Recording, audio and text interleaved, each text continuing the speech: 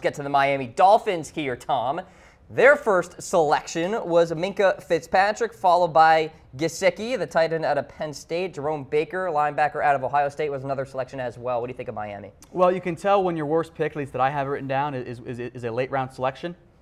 In round 6 out of Southern Miss, it means that you had a pretty good draft overall. I'm really a big fan with the Dolphins this year. I think they're one of the better draft classes we had this season.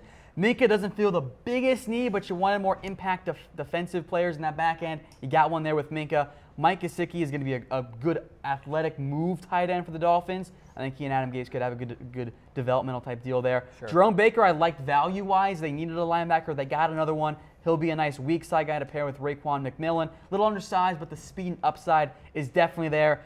Durham Smythe is going to be your number 2. I don't love taking him so early, but Gesicki is not a good blocker, so you've taken care of your tight end position, you would think, for the long run.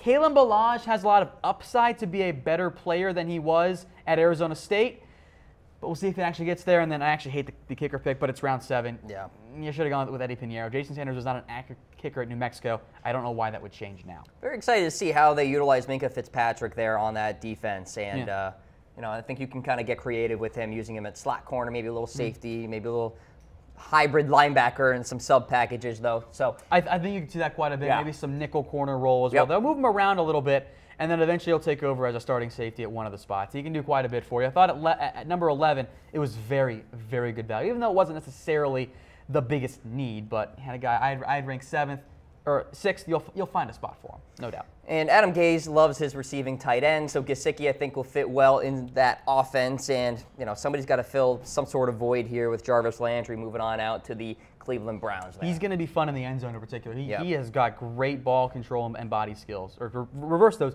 body control and ball skills, excuse me. He's going to be a good player. Linebacker was a need for Miami as well. Jerome Baker out of Ohio State, you like him a lot at weak side. He's a little undersized, but he's got the speed to move sideline to sideline. I think that's kind of why he fell, was because of the size concerns. But I think he's a good fit in the Dolphins defense. We're right next to his old running mate in Raekwon McMillan.